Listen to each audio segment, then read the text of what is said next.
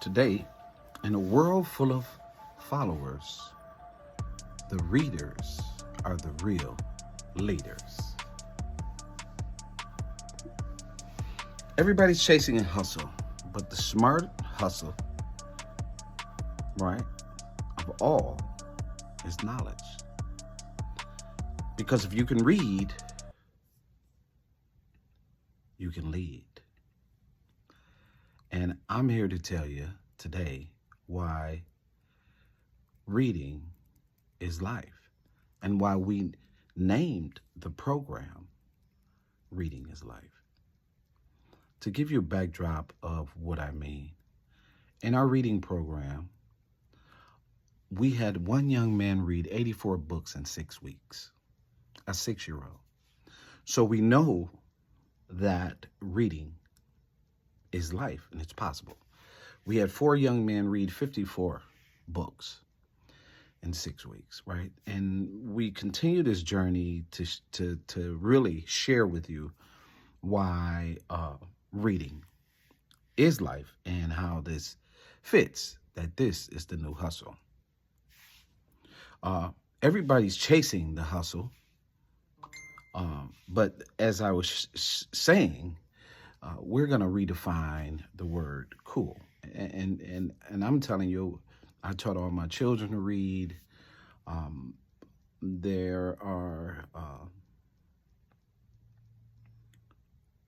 so many important ingredients as a father that is brought to the child. So just going to give you some information. Boys are taught that being tough and popular and athletic defines success. And we're finding more and more each day that that's not just it. You need the intellectual, the mind. True leadership starts in the mind. And that's the most powerful people. That's the most powerful people read, study, and think differently. Now, I explain that to you because that's what we do. We must remind our boys that they're heroes, but they're more than just athletes. They're entrepreneurs. They're doctors. They have to learn to study any field that they go in, and reading is that area. You can't win in life if you can't read the play. Literacy is your playbook. Now, the numbers are out there, right?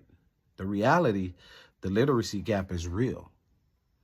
Only 18% of Black 4th grade boys are reading at or above proficiency.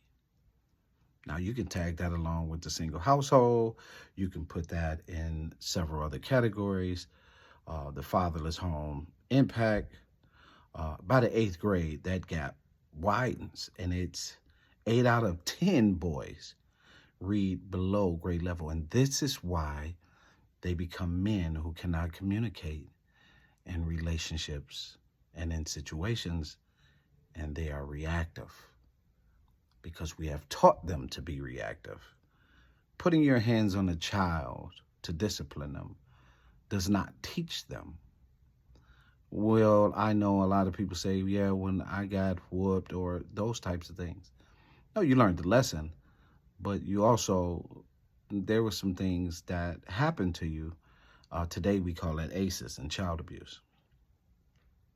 70%, of inmates in the prison system cannot read beyond the 4th grade. That's one.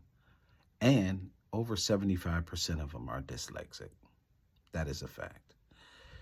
If reading is freedom, then not reading most definitely is a trap. And too many of our boys are stuck with a lot of emotion and not a lot of words. Reading isn't just schoolwork. It's a strategy. Every book, podcast, documentary can build a boy's mind the same way training build his body. Storytelling and all. Smart is the new cool. We celebrate brains the same way we celebrate brawn. The real hustlers read. The real bosses write, because knowledge is currency and it multiplies when you use it. The Bible says, in the beginning was the Word. We love to talk about God, but not learning and reading is a problem. Parents, here's one little trick, because I'm going to give you these little solutions that you can do right now. It's not hard. One of the things we stress to our parents with the young boys is 1 hour. In some cases, some people said, if you read to your sons 10 minutes a day, it changes a lifetime. Okay, I say 1 hour. Cut off everything and give your child 1 hour around his words. You also want to get around, some mentoring. So maybe you get some literacy mentors and things like that. Support reading corners and libraries and literacy events like Reading is Life, which we are bringing to life. And know that we have to be able to sit still long enough for our boys to hear quality stories and be read to. That's important. Here's one of the things I'll throw in, right? With literacy, word count is important. As I explained to you about our reading program, in 6 weeks on average, we got up from 2,500 to 3,500 words into those boys. Now, when I say 1 hour, that's pretty much all we do in our program, right? And our program is very, very good. And we're working to scale that reading program. But I'm sharing this with you because it's important for you to know that if you take that hour, you cut the TV off, cut the phone off, and you get the book, and you take the books, and it's still practical. The earlier you do this, the better result you'll have with your son. When a boy sees a man reading, dads, it tells him it is okay to be smart. This is a big payoff. Literate boys grow up to be leaders, communicators, and thinkers. I like to say that reading develops focus, empathy, and self-control, and a legit conversation, communication piece. The true traits of manhood. Parents, you can't fix what you don't understand. And I'm gonna throw this in here as the last, right?